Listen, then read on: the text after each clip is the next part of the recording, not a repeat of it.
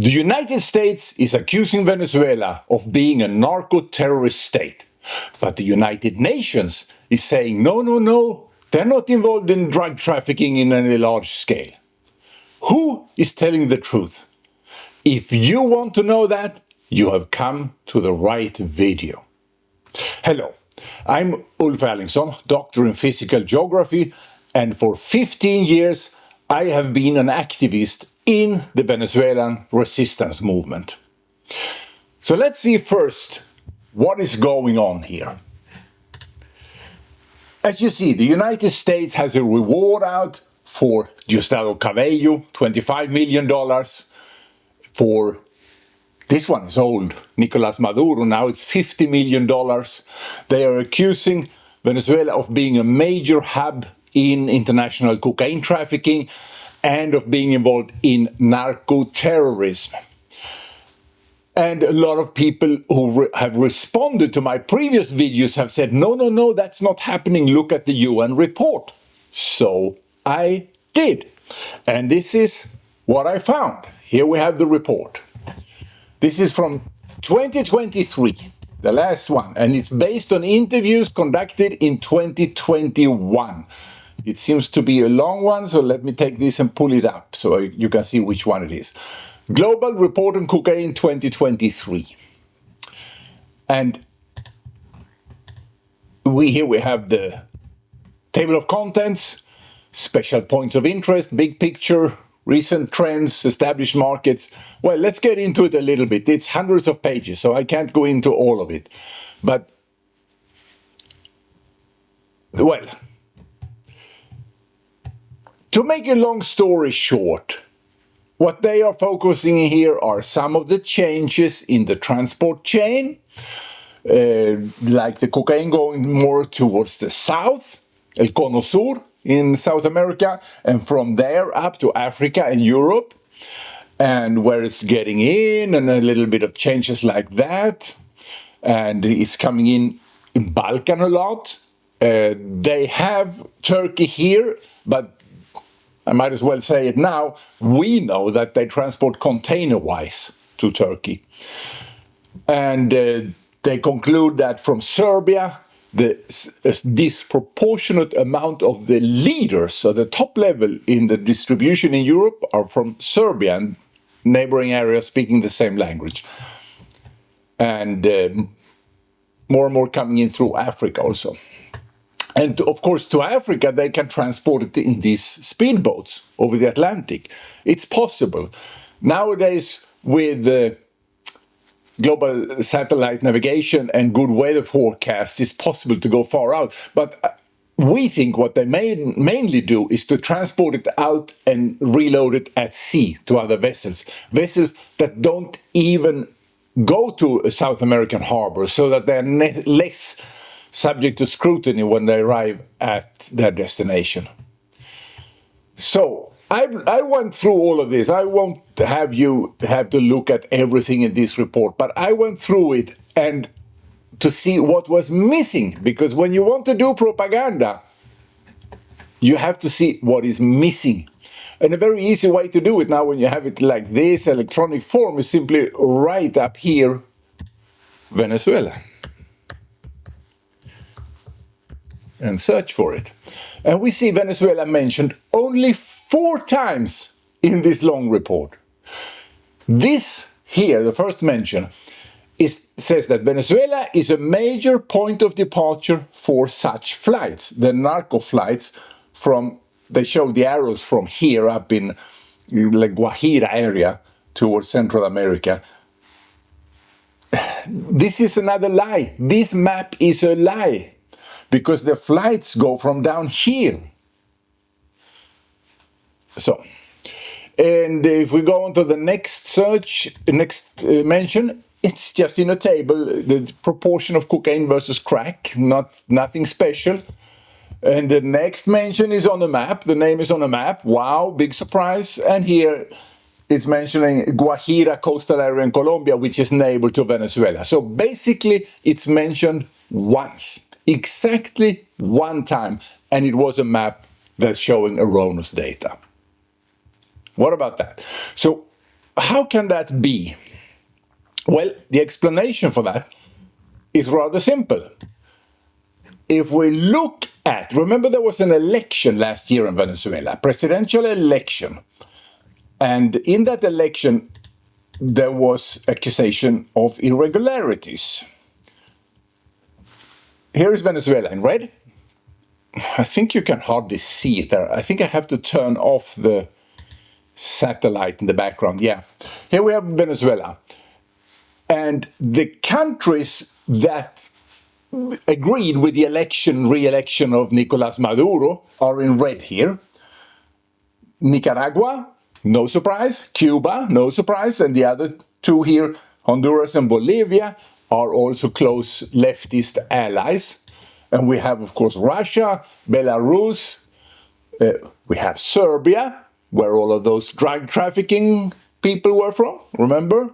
We have Turkey, which is a NATO country, but still cocaine loads coming by the containers.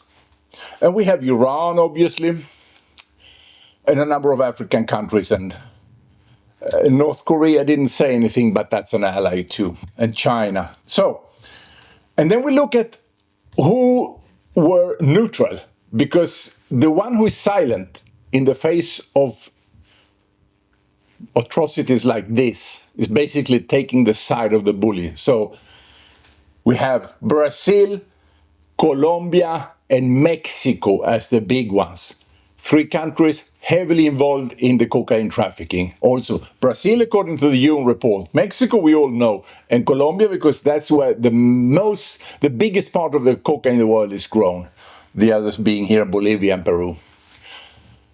So then we can see who were critical to this. Well, a lot of countries in Europe, Canada, and who were more strongly opposed to it and said that it was a fraud. A few countries in Central America, and who have recognized Edmundo González Urrutia as the legitimate president-elect of Venezuela. The United States, Costa Rica, and several countries in South America, and Hungary, the neighbor of Serbia, surprisingly. So this is the political map of the world. Who is who? Now, the United Nations is an organization consisting of member states. This means that Venezuela, Nicaragua, and Cuba are sitting in the United Nations. And their allies, Russia, China, and so on, which, by the way, have veto power. Of course it won't appear in a report from the United Nations when the drug cartel is sitting in the organization writing the report. I mean, that's the reason why it doesn't appear and why it's so biased. So let's forget about these people and let's go in and look what it's really like. As I said, I've been in the resistance for many years. And we've done investigations, obviously, because it's a non-violent resistance. And the first thing you have to do in a non-violent resistance is understand how the regime works, what it is that sustains the regime. We used to think, when I started 15 years ago, that it was the oil, but the oil collapsed and the regime stayed. So we realized it's not the oil, it's something else. And that's when we started investigating the cocaine trafficking deeper.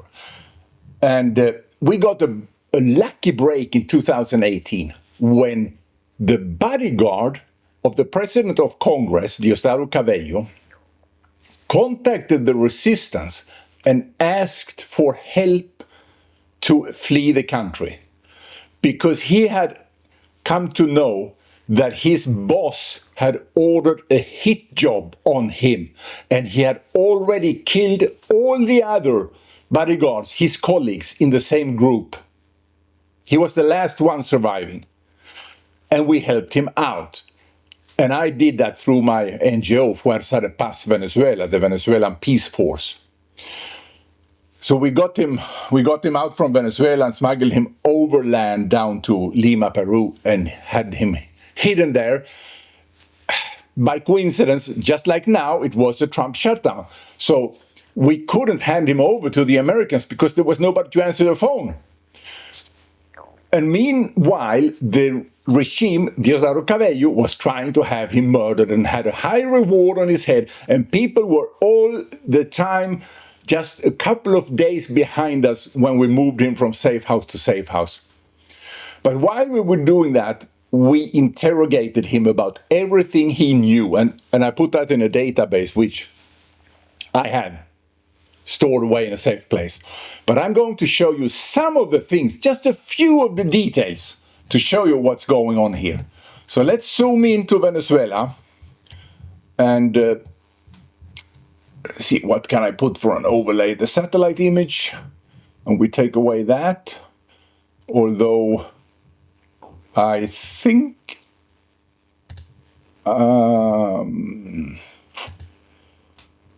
yeah, we need to know where the country is, the map. So, first, punto de entrada. These are points where the cocaine enters Venezuela. Here, this is next to the border crossing of Puerto Santander. You see, this is the area. I should go into that first so you know where the cocaine is grown. The biggest part of the cocaine in the world is grown in Colombia. And in Colombia, this is the main growing area, the biggest single area where there is cocaine cultivation, Catatumbo, in department of Norte de Santander. And in fact, in one single county, municipio, Tibú is the biggest anywhere. And let me see if I can bring up something here. This is a report from 2024.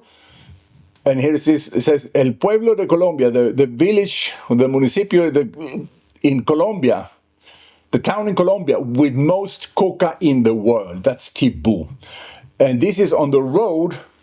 The bus is leaving Tibú here to the south. And you see a police car coming here. En mayo pasado, el Ejército de Liberación Nacional hizo explotar una patrulla. There was a bomb, a roadside bomb, that blew up the police patrol. This happened in early May in 2023. And the policemen in that truck who were killed by the guerrilla ELN were there to investigate my kidnapping by that guerrilla. So they killed them so they couldn't investigate my kidnapping. That's what happened. I had been released on May 3rd after 2 months. And these kidnappers had taken me to Venezuela. See, they kidnapped me here in Colombia, somewhere here. And then they took me up here in the center of this biggest coca growing area in the world. And from there, after a couple of weeks, they took me into Venezuela and interrogated me. People from the drug cartel interrogated me for 40 days before they took me back and released me as if I had been in Colombia the whole time. So right there beside the border is the first point where they take the drugs in. And from there, now I'll take the country off here. From there, they traffic it up to a warehouse, which is a military base in the town of Mérida. And then there is another point where they take it in here. They bring it in over the border river and into these areas by small canoes with outboard engines on the rivers. And they bring it to this farm and to that. You see, there are different points of entry here. Colombia goes up here, and then they bring it up here. They bring it over here, further south. This is information from other sources down here. The bodyguard didn't know of this, but this information here we've got from Indians, from Native Americans in the Amazon jungle, because they are not okay with what's going on. So it's coming in there, and then it's transported down the Orinoco River, either on boat or next to the river on car. They used to transport, this is the mining area of Venezuela. Gold, used to be aluminum, but they destroyed that industry. I can put on, we have here extranjeros, foreigners Here we have Russians who are doing some extraction of some valuable mineral. We don't know what it is, if it's diamonds or gold or what it is. And we have the guerrilla here, guerrilla bases, a lot of them, both FARC and ELN. Over here there is gold mining. I haven't put that on this map. So, as you can see, we have transfer points, the pluses here, transfer points. It's an incredible amount of information. Other narco-related activities. They even grow some cocaine down here in Venezuela. Not much. Most is grown in Colombia. But as you can see, from this area, it's handed over to the drug cartel, El Cartel de los Soles, the Venezuelan military drug cartel controlled by Diosdado Cabello here. And then it goes here. We know the names of the people involved. The bodyguard told us everything.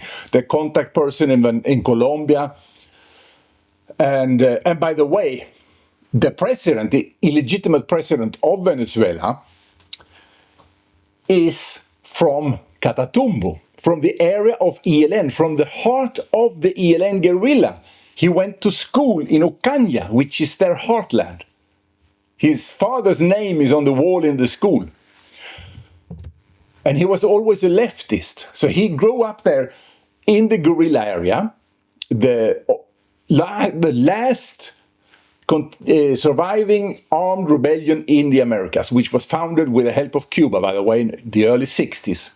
Fidel Castro wanted to take control here. But that's where it comes from. They are a communist guerrilla. And then he was sent to Cuba for training, ideological training, and then to Venezuela, and now he's the president of Venezuela, which obviously can't be, being a Colombian citizen. So they have cleaned out all the documents, they've torn out the pages that shows that he was born in Colombia. Okay, and over here, then they transported narcotics out in various means. Jumbo jets. There is a special branch of the cartel that's called the Artist Cartel, which includes famous artists, and that way it goes out to those, the media personalities, music personalities, TV chains, and things like that. They have a special branch for that. And there it leaves from this airport here in Higuerote. And then they have a lot of narco vuelos that go from these farms here. Several flights, they transport. He said just from this farm. He gave us detailed information from this farm. I didn't get the reports from everything because they just sent me part of it. There were policemen in the resistance doing this. But from this, they transport more than a ton of cocaine per week. They have an airfield, they have pilots sleeping there, and they get an order, now you have to fly this there. So more than a ton of cocaine per week, just one farm. Let's say 50 tons a year, 50 tons a year, 50 tons a year, 50 tons a year, 50 tons a year, and here they transport cocaine to ships because the shipping route between the Gulf of Mexico and China and India passes here. So all the huge ships between the US and China, they go the east side of the US and China, they go this way. And here's a cheap bunker. You can buy petroleum cheap for the boat here. So they go out and load it here. And we had a source telling that in every one of those deliveries, they bring a ton and a half of cocaine. But he never saw it. So our conclusion is it was dissolved in the bunker. And then they have to obviously keep that bunker apart, and when they arrive, process it to get the cocaine out. Another piece of information, by the way, after I had become free again, was released, I was blindfolded the whole time. But being a geographer, I paid attention to all the signs I could. I was also an ornithologist when I was a child, so I even paid attention to the sounds of birds. And one of the birds is a bird that exists in Venezuela, not in Colombia. So that was one of the many indications that proved that I had been in Venezuela, not in Colombia. There was also a cell phone number written that we could trace as Venezuelan and not Colombian. And architectural details, many, many things. So I was somewhere here in Venezuela. So after I had been released, I could find exact houses where I'd been. The place where they kept me first was the very first house, was this house, and then this house, and then this house. And here is where they process pasta de coca, or coca leaves to pasta de coca. And these are fields where they grow coca. And this is the very center of the biggest coca growing area in the world. And from there, they took me one night over the border, and I have found the border crossing. So here you can just drive across the border up here into the main highway in Venezuela. And that's what they did, and then we turned on that, and they hit me in Venezuela. So it's easy to get across, and there's absolutely no control on this border. It completely belongs to the ELN guerrilla. And I've been driving until I saw a military checkpoint, thinking that the military would say when it was unsafe to continue. But the first checkpoint I got to was here in La Gabarra, passing the river, Rio Catatumbo.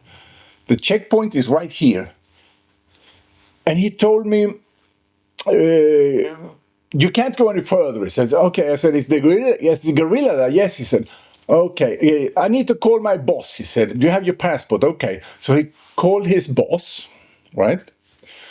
After I had been released, I was received by the general in charge of this area in Colombia. And I asked him, did the border guards here call when I had been kidnapped, when I was there? Did you get any call that I had been there? No. So he hadn't called the officer in charge. He had called his guerrilla contact. There is one more piece of evidence that hints to that, because I had been here, right here, and taking some pictures on video. And the guerrilla asked me, why did you record a military base? Now, why would they be concerned that I recorded a military base? Unless, of course, they are in cohorts with the military. And the images would reveal that. And they wanted to hide it. That's the only reasonable explanation for what happened. So, and this river here, by the way, I was up here. And I asked one of them, when we were talking about this, because they denied they were involved in that. And I said, but it would be very easy to take the cocaine to Venezuela down this river. And he said, oh yeah, but there are some rapids away down. So I looked at the map when I got home, and yeah, sure enough, there are some rapids. But since I managed to find him on Facebook, I looked through his old publications, and I saw a video where he himself had traveled with the other kidnappers on that. And the Venezuelan military a couple of years ago found a stack, well, I forgot how it's called in English, a stack of cocaine, several tons here. And now when the business is booming for them, because they've expanded cultivation here enormously, and they take Venezuelans who are living under starvation conditions, and there's monthly salaries a few dollars, they take them as labor, and they bring them up this river. And here, right where I cross the river, under this bridge, is where the boats stop right here. There they are. And in January this year, or February, I forgot which, there started a civil war between, or a war between FARC and ELN. They had been in peace when I was there, but they started warring. And then we saw pictures on social media, videos of people getting in, Venezuelans getting into these boats here to flee back to Venezuela from this, a big, huge displacement of people. Because allegedly, this I've heard not through official sources, but under the table, FARC had stolen a container with 10 tons of cocaine from ELN. And that's why they broke the peace. And by the way, since I found, the reason I could find the people who had held me hostage was because the first night I had been in a place that was rather particular. And I had caught eye of a registration sign of a car of the neighbor. And when I started tracing it, he was an engineer who worked in this company here, the palm plantation. These are palm plantations here, they make palm oil. And when I kept investigating, I found, I'd heard a name also, Diana. And I found that Diana was the head engineer in this palm plantation. And then I started looking around for contacts, and eventually I found her husband, and I recognized him. I never saw her, but I recognized him. He was the one who had shot after me when I tried to escape. So I had been in one of the houses that belonged to this Pal Norte, it's called. And then I started investigating, where do they sell their palm oil? You'll guess what? They don't. You can't find it for sale. So I started investigating who transports palm oil. And turns out it's one big company. One company dominates the trade of transporting it to Europe. So if you're working in law enforcement with this, I would suggest you look into the transport of palm oil to Europe and where they process it, and especially the derivatives, the small volume that not so many are buying, because that's where you may find the huge quantities of cocaine. But before the time runs out of this video, let me mention the volumes here. In Catatumbo, the area I showed you, there is 500 square kilometers of coca plantation. In Colombia as a whole, about 2,600 square kilometers. And each square kilometer produces about 830 kilograms of cocaine per year. That makes 400 tons, well, 415 tons from Catatumbo and 2,160 tons from Colombia as a whole. One of those kidnappers told me that 98% of the coca here goes to Venezuela. And that's one of the entrance points. That's 20% of Colombia's cocaine production. See? 20% goes to Venezuela in one of the entrance points. And there are 3 other entrance points, major ones. So it's reasonable to assume that approximately half, more or less, of Colombia's production of cocaine goes to Venezuela. And why doesn't that show up? Because Venezuela is the diamond.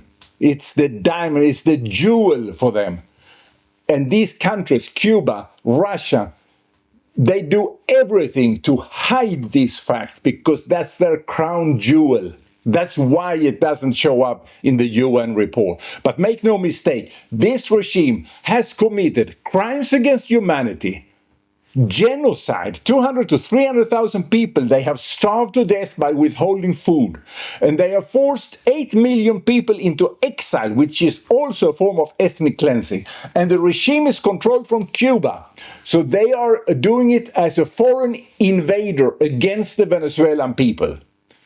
There is nothing good to be said about this regime. It has no legitimacy. It lost the election. It's committing genocide. It's committing crimes against humanity. They're supporting terrorists. They're cooperating with Hezbollah. They're cooperating with Hamas. They finance Hamas. There is nothing good to be said about this regime. Nothing. That is the naked truth about what's going on here.